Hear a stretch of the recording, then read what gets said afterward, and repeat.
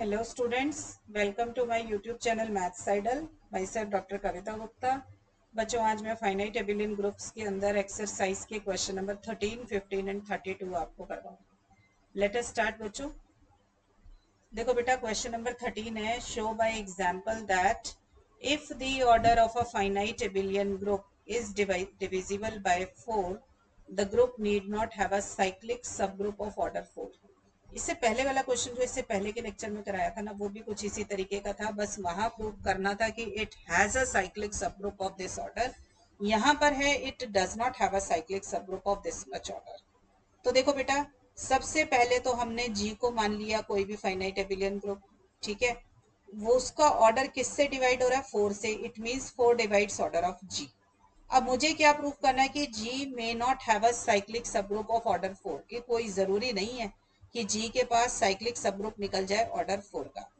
ठीक है, तो हमें शो करना है ऐसा हो सकता है। देखो, अगर 4 डिवाइड कर रहा है ना ऑर्डर ऑफ जी को, तो जी के पास एक सब ग्रुप जरूर होगा ऑर्डर 4 का, बट जरूरी नहीं है कि वो सब ग्रुप साइक्लिक हो। दैट सब ग्रुप मे और मे नॉट बी साइक्लिक। ठीक है, उसको साइक्लिक सब ग्रुप बनने के लिए क्या कंडीशन फॉलो करनी पड़ेगी? कब वो पॉसिबल होगा कि साइक्लिक सब ग्रुप हो? जब ऑर्डर ऑफ एच जो है ना वो not equal to P square where P is prime. यहाँ पे देखो, एच का ऑर्डर 4 चाहिए। 4 is 2 square where 2 is the prime number. तो अगर वो ऑर्डर ऑफ एच जो है ना equal to P square form का आ रहा है ना, तब नहीं मिलेगा आपको साइक्लिक सब ग्रुप। ठीक है, ये ना जनरलाइजेशन है, इसको लर्न कर लीजिए। मैं आगे सॉल्व नीचे करा देती हूँ आपको क्वेश्चन। इसको याद कर लीजिए जनरलाइजेशन को, कि अगर मान लीजिए सम नंबर डिवाइड्स ऑर्डर ऑफ जी, तो उसके पास सब ग्रुप तो मिल जाएगा ऑर्डर उसका 4 का, बट उसके पास कोई जरूरी नहीं है कि वो जो सब ग्रुप है वो साइक्लिक हो। ठीक है, दैट सब ग्रुप मे और मे नॉट बी साइक्लिक। और ये कैसे पता चलेगा कि कब साइक्लिक मिलेगा और कब नहीं मिलेगा? उसके लिए कंडीशन आप ये वाली चेक करना है कि क्या उसका ऑर्डर पी स्क्वायर के बराबर है, इस फॉर्म का है। ठीक है, आप वेयर पी इज प्राइम, अगर इस फॉर्म का है तो नहीं मिलेगा।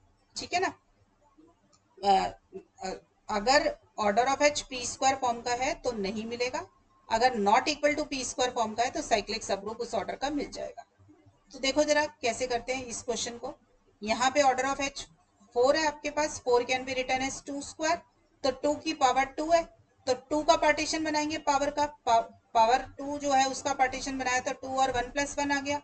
तो इससे मुझे क्या कंट्रीब्यूटिंग फैक्टर मिलेगा? आप सबको पता है कि जो पावर में है उसको पावर में ही चढ़ा दो। 2 की पावर 2 हो गया, और इधर से 2 की पावर 1 और 2 की पावर 1। तो मेरे पास ये क्लासिफिकेशन आ गया। वैसे भी आपने classification of a group of order 4 मैंने आपको करा रखा है, तो आपको पता है ग्रुप ऑफ ऑर्डर 4 इसी तरीके के होते हैं, Z4 और Z2 + Z2। ठीक है, अब देखो एच कैन, ये जो एच है या तो वो Z4 के बराबर है या Z2 + Z2 के बराबर है, दोनों के बराबर तो नहीं हो सकता। अगर वो एच जो है ना वो Z4 के बराबर होगा, तब तो उसके वो ग्रुप आ जाएगा साइक्लिक। और अगर एच Z2 + Z2 के बराबर होगा तो वो साइक्लिक नहीं हो सकता, क्योंकि जब हम इसके सब्सक्रिप्ट्स का जीसीडी लेंगे तो जीसीडी ऑफ 2 and 2 जो है वो 1 नहीं है। अगर जीसीडी 1 नहीं है तो ये साइक्लिक नहीं है। ठीक है, दूसरा तरीका देखने का क्या है आपके पास, कि हमारे पास Z2 + Z2 के अंदर कितने एलिमेंट्स होंगे ऑर्डर 2 के। आपको पता है इसमें सारे नॉन आइडेंटिटी एलिमेंट्स जो होते हैं वो ऑर्डर 2 के होते हैं। दूसरा तरीका क्या सिखा रखा है आपको, Z2 + Z2 के अंदर जो भी इस तरीके के एलिमेंट होते हैं, जितने इवन सब्सक्रिप्ट्स हैं, 2 to the power even subscript -1, इतने एलिमेंट्स होंगे ऑर्डर 2 के। तो इसमें 2 इवन सब्सक्रिप्ट्स हैं। ठीक है, तो 2 टू दी पावर 2 -1, तो कितना आया 3। तो 3 एलिमेंट्स ऑर्डर 2 के आ गए। ठीक है, और एक एलिमेंट आइडेंटिटी होगा जिसका ऑर्डर 1 है। तो there is no element of order 4 in Z2 + Z2, तो ये साइक्लिक नहीं होगा। ठीक है बच्चों, समझ आई आप लोगों को बात? तो कंक्लूजन मेरा क्या निकला, कि अगर order of finite abelian group is divisible by 4 है, तो group need not have a cyclic group of order 4। Need not का मतलब ये है कि अगर वो, देखो यहाँ पर आया Z4 में तो साइक्लिक हो गया, बट Z2 + Z2 बना तो साइक्लिक नहीं मिला उसको। तो इसका मतलब कोई जरूरी नहीं है कि साइक्लिक हो भी सकता है और नहीं भी हो सकता। अगर Z4 होता तो हो जाता, और Z2 + Z2 होता तो नहीं होता। तो मैंने इसका कंक्लूजन आपको सिखा दिया। अब जितना भी ये मैंने कराया ना, इसका जनरलाइजेशन सुन लीजिए और इसको याद कीजिए। अगर M डिवाइड करता है order of the finite abelian group को, then G has a subgroup of order M। ठीक है, आपको याद होगा कि हमने आपको लेग्रेंजिस थ्योरम कराई थी कि जो सब ग्रुप है तो order of the sub group divides order of the group. ये तो मैंने आपको उसमें करवाया लेग्रेंजिस थ्योरम में। मैं दोबारा बताती हूँ, लेग्रेंजिस थ्योरम में था कि अगर जी कोई फाइनाइट ग्रुप है और एच उसका सब ग्रुप है तो order of H divides order of G. ठीक है, बट ये जो थ्योरम थी ये एक साइड की थ्योरम थी, इसका कन्वर्स ट्रू नहीं था। ठीक है, तो अब बात आ रही है कि इसका कन्वर्स कैसे कैसे ट्रू हो रहा है। तो देखिए, अगर m डिवाइड कर रहा है order of finite abelian group को, कि कोई नंबर अगर डिवाइड कर रहा है तो उसके पास सब ग्रुप तो मिल जाएगा ऑर्डर m का, बट दैट सब ग्रुप मे और मे नॉट बी साइक्लिक। तो हमें कैसे पता चलेगा कि कब साइक्लिक आ रहा है और कब साइक्लिक नहीं आ रहा। तो अगर वो जो ऑर्डर m जिस नंबर से आपने डिवाइड किया था वो m को देख लो कि क्या वो किसी प्राइम नंबर का स्क्वायर है। अगर वो किसी प्राइम नंबर का स्क्वायर है तो साइक्लिक ग्रुप नहीं मिलेगा। जैसे फोर प्राइम नंबर का स्क्वायर आ गया, जैसे ऊपर वाले एग्जांपल में 4 था, 2 स्क्वायर आ गया, तो वो प्राइम नंबर का स्क्वायर था, तो मे और मे नॉट बी साइक्लिक। ठीक है, बट अगर वो इस ये वाली कंडीशन फॉलो कर दे, M not equal to prime square, square free हो, तो वो साइक्लिक सब ग्रुप जरूर रखेगा। ठीक है, तो अब देखिए next question. State the condition for the existence of subgroups of finite abelian group. जो मैं आपको बोल रही थी कि हमारे पास जो कंडीशन है इसकी ये कि कब लैग्रेंजिस थ्योरम का कन्वर्स जो है वो ट्रू होगा। दोबारा से सुनिए, लैग्रेंजिस थ्योरम थी आपकी कि G is any finite group and H is any subgroup of G, then order of H divides order of G। कि हमें पता है कि सब ग्रुप है, अगर सब ग्रुप है तो उसका ऑर्डर उससे डिवाइड करेगा। बट अगर मान लीजिए मैंने कह दिया 3 डिवाइड्स ऑर्डर ऑफ G, तो क्या जरूरी है कि 3 का सब ग्रुप 3 ऑर्डर का सब ग्रुप मिल जाएगा? Not necessarily. इसको बोलते हैं converse of Lagrange's theorem is not true. आपने करा भी था कि A4 has no subgroup of order 12 उसके अंदर, जब हम इसका वो निकालते थे, कन्वर्स देखते थे। ठीक है, तो फिर बात आ रही है कि कन्वर्स कब ट्रू होगा। तो उसका आंसर ये है कि कन्वर्स तब ट्रू होता है जब जी जो है फाइनाइट एबिलियन ग्रुप होता है। ठीक है, लैग्रेंजिस थ्योरम किसी भी फाइनाइट ग्रुप पे लग रही थी। अगर उस फाइनाइट ग्रुप में मैं एक एबिलियन की कंडीशन और ऐड कर दूं, फाइनाइट एबिलियन ग्रुप कर दूं, तो फिर अगर कोई भी नंबर m जो है डिवाइड करेगा ऑर्डर ऑफ g को, तो उसके पास एक सब ग्रुप जरूर मिलेगा ऑर्डर m का। ठीक है बेटा, तो आपसे कभी कोई पूछे लैग्रेंजिस थ्योरम क्या है, आप बता देंगे कि if h divides order of g where g is a finite group, then order of h divides order of g। फिर टीचर आपसे पूछेगा कि क्या इसका कन्वर्स ट्रू है, आप कहेंगे नहीं है इसका कन्वर्स ट्रू। ठीक है, फिर वो पूछेगा इसका कन्वर्स कब ट्रू हो सकता है, तो आपको आंसर देना है कि फाइनाइट ग्रुप जो आपने जी ले रखा था उसमें एक कंडीशन और जोड़ दो कि G is a finite abelian group. अगर जी फाइनाइट एबिलियन ग्रुप बन जाएगा, तब वो उसके पास अगर कोई भी नंबर उसको डिवाइड कर रहा होगा ना, एम डिवाइड से ऑर्डर ऑफ जी, तो उसके पास सब ग्रुप ऑफ ऑर्डर एम आ जाएगा। फिर बात आती है कि क्या वो सब ग्रुप जो होगा वो साइक्लिक होगा। देखो, लैग्रेंजिस थ्योरम का पार्ट नहीं है साइक्लिक, ये मैं एक्स्ट्रा में करा रही हूँ आपको। क्या वो साइक्लिक सब ग्रुप होगा? तो उसके लिए मैंने आपको अभी अभी समझाया कि M should be square free. ठीक है ना, एम जो है not equal to prime square होगा तो उसके पास साइक्लिक सब ग्रुप मिलेगा, अदरवाइज नहीं मिलेगा। ठीक है, तो अगर m product of distinct prime numbers है, p1 p2 p के फॉर्म का है, तो सब ग्रुप तो मिल जाएगा ऑर्डर m का। ठीक है, बट साइक्लिक नहीं होगा, क्योंकि साइक्लिक के लिए कंडीशन यही है, स्क्वायर फ्री होना चाहिए। ठीक है, तो देखो m is not equal to product of this, then g may not have a cyclic subgroup of order m। ठीक है, चलिए ये हो गया। अब आ जाइए, एक इंपॉर्टेंट ऑब्जर्वेशन देखिए। वी नो दैट, ये मैं समझा दिया आपको already. We know that Lagrange's theorem says that G is a finite group और H is a subgroup of G, then order of H divides order of G। But converse of Lagrange's theorem, sorry एक second, converse of Lagrange's theorem is not true. मतलब कि कोई number अगर divide कर रहा है तो ऐसा कोई जरूरी नहीं है कि उसके पास उस नंबर मतलब ऑर्डर का कोई सब ग्रुप होगा। जैसे इसका काउंटर एग्जांपल हमने क्या किया हुआ है कि ऑर्डर ऑफ A4 क्या आता है, 12 आता है आपके पास, तो इस 6 जो था डिवाइड कर रहा था 12 को, but A4 has no subgroup of order 6। ये सबने जब चैप्टर किया इसका, जहाँ पे लैग्रेंजिस थ्योरम हमने कराई थी आपको कोसेट्स के चैप्टर में, वहां पे सबने किया कि A4 has no subgroup of order 6। ये इसका प्रूफ हमने पूरा आपको करा पाया। ठीक है, तो ये इसका काउंटर एग्जांपल। तो अब क्वेश्चन अराइज होता है कि when is the converse of Lagrange's theorem true. तो उसका आंसर क्या है, when G is a finite abelian group. मतलब जो लैग्रेंजेस थ्योरम थी उसमें सिर्फ एक कंडीशन और एक्स्ट्रा डाल दीजिए एबिलियन, ठीक है। फाइनाइट ग्रुप तो वो पहले भी था, अब उसमें एबिलियन की कंडीशन एक्स्ट्रा डाल दो, फिर वो ट्रू हो जाएगा, ठीक है। तो converse of Lagrange's theorem is true for finite abelian group. और देखते हैं बेटा एक question, how many abelian groups up to isomorphism are there of order 6। अब एबिलियन वर्ड आ गया, ऑर्डर 6 है तो फाइनाइट भी है, तो फाइनाइट एबिलियन ग्रुप आ गया। तो आपसे वो classification of a group finite abelian group of order 6 मांग रहा है, ठीक है। तो अगर वो फाइनाइट एबिलियन ग्रुप है तो उससे फंडामेंटल थ्योरम एप्लीकेबल हो गई। अगर एप्लीकेबल है तो फिर आप सबको पता है कि कैसे लगाना है, तो ये तो क्वेश्चन आपको खुद करना चाहिए। देखो 6 को मैं लिख सकती हूँ 2 × 3, 2 की पावर भी 1 है, 3 की पावर भी 1 है, तो 1 1 का पार्टीशन लेंगे जो कि 1 और 1 ही हो जाएगा।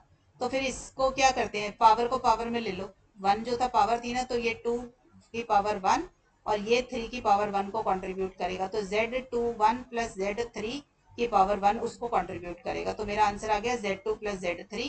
अब आप चाहें तो इसको लिख सकते हो कि 2 और 3 का GCD 1 है, तो ये जो है क्या बनाएगा, 2 और 3 का GCD 1 है तो ये साइक्लिक होगा, तो Z6 के बराबर है, ठीक। चलिए, ऑर्डर 15 है, 15 हमेशा 3 × 5 लिखा जा सकता है।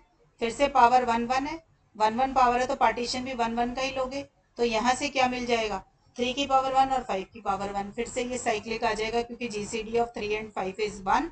तो every finite cyclic group is isomorphic to Zn, तो ये Z15 के साथ आइसोमॉर्फिज्म बना देगा, ठीक बच्चा।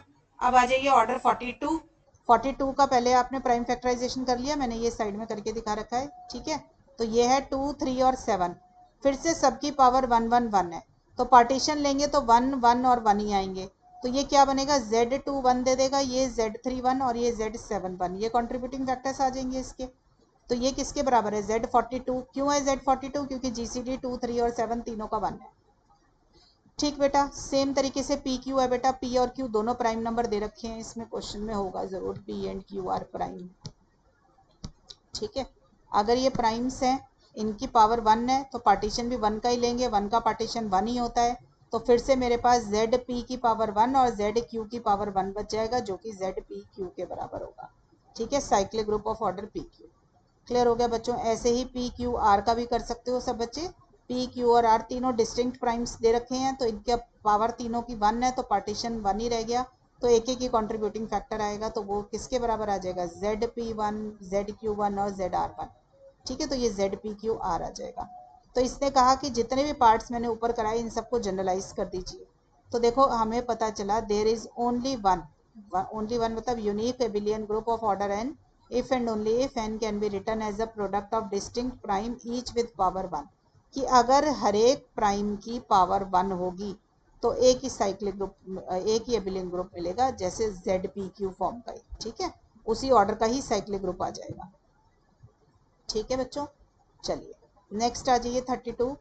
Prove that an abelian group of order 2 to the power n n greater than equal to 1 must have an odd number of elements of order n, order 2।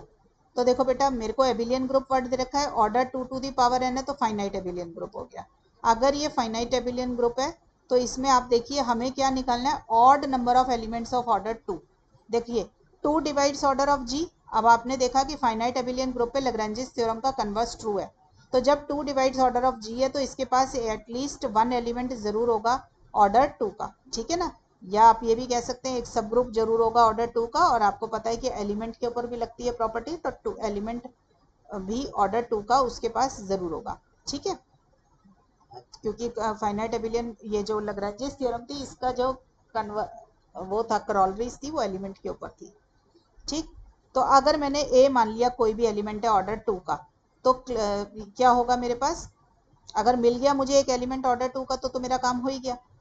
अगर if there exist any other element से b which is not equal to a, मतलब a से different कोई element मिल जाता है और उसका भी ऑर्डर अगर 2 है, तो मैं क्लेम करना चाहती हूँ कि ऑर्डर ऑफ ए बी भी 2 होगा। एक्चुअली बच्चा मैं प्रूफ करना चाहती हूँ कि ऑड नंबर ऑफ एलिमेंट्स हैं ऑर्डर 2 के, ठीक है। तो अगर एक है तो मेरा काम हो गया, एक नंबर अपने आप में ऑड है कि एक ही एलिमेंट है ऑर्डर 2 का, तो मेरा काम हो गया क्योंकि the result is true for n equal to 1 हो जाएगा, ठीक है। अब मैंने 2 का लिया कि अगर मान लीजिए एक और एलिमेंट है ऑर्डर 2 का, तो दो एलिमेंट हो गए ऑर्डर 2 के, मुझे तो प्रूफ करने ऑड नंबर ऑफ एलिमेंट, तो मैं शो कर रही हूँ कि अगर ए और बी दो एलिमेंट है ऑर्डर 2 का, तो ए बी भी एक एलिमेंट निकल कर आ जाएगा ऑर्डर 2 का, तो 3 हो जाएंगे। तो देखो a and b belongs to G, तो क्लोजर कहती है a b also belongs to G, तो ए बी का ऑर्डर 2 शो करना है ना, तो ए बी की पावर 2 रेज कर लो, तो ए बी की पावर 2 रेज करिए। अगर एबिलियन ग्रुप होता है तो ये हमने आपको फर्स्ट चैप्टर में बताया कि अगर जी एबिलियन ग्रुप है तो a b to the power n is a n b n, तो ए बी का स्क्वायर क्या होगा, ए स्क्वायर बी स्क्वायर, तो ए स्क्वायर भी आइडेंटिटी है, बी स्क्वायर भी आइडेंटिटी है, तो इसको मल्टीप्लाई किया तो आइडेंटिटी, तो a b square is identity, तो ऑर्डर ऑफ ए बी क्या आ गया, 2 आ गया। तो ए बी और ए बी तीनों एलिमेंट ऑर्डर 2 के बन गए, तो फिर से मेरे पास 3 एलिमेंट्स आ गए बेटा ऑर्डर 2 के, ठीक है। तो हमारे को पता चला odd number of element of order 2 आ गए इन जी। दूसरी बात बेटा ये भी देख लो, ए स्क्वायर अगर ई होता है तो सेल्फ इन्वर्टिबल बन गया element, a inverse equal to a आ गया, क्योंकि a square equal to e है, मैं यहाँ साइड में समझा दूँ, a square is equal to e है, तो ए इंटू ए क्या हो गया, ई हो गया, तो ए क्या हो जाएगा, a inverse e which is equal to a inverse, तो एलिमेंट सेल्फ इन्वर्टिबल है, तो मतलब और कोई एलिमेंट भी नहीं है, कि आपको लग रहा होगा मैडम ए बी के अलावा भी तो कोई एलिमेंट आ सकता है, तो वो नहीं आ पाएगा, क्योंकि सारे एलिमेंट सेल्फ इन्वर्टिबल हो गए, तो इनवर्स भी इसी के अंदर आ गया, क्लोजर भी हमने कंसीडर कर ली, एसोसिएटिविटी और वो तो होगी आपके, आइडेंटिटी तो एक ही होती है सारे की, और एसोसिएटिविटी आपको पता है बड़े ग्रुप में होल्ड करती है तो छोटे में भी करती है, ठीक है। तो इसका मतलब और कोई एलिमेंट भी नहीं होगा, तो ये 3 एलिमेंट बन गए ऑर्डर 2 के, तो there are odd number of elements of order 2 in G, ठीक है। तो ये अब proceeding like this we get the desired result, ठीक है बेटा, समझ आ गया सब बच्चों को। मान लीजिए मैंने एक और एलिमेंट ऐड कर दिया, तो जैसे ही उसको ऐड करूंगी तो बाकी एक नंबर और निकल कर आ जाएगा, तो इस तरीके से ये प्रोसीजर चलता रहेगा। तो बच्चों ये था क्वेश्चन नंबर 32। मैंने काफ़ी सारे क्वेश्चंस जो एक्चुअल में आपको करने चाहिए गाइडलाइंस के अकॉर्डिंग मैंने वो करा दिए हैं आपको। अब मैं देख लूँगी और चैप्टर में क्या बाकी है, तो वो नेक्स्ट लेक्चर में आपको करवा दूँगी, ठीक है बच्चों। तो पढ़ाई करते रहें बच्चों, ऑल द बेस्ट।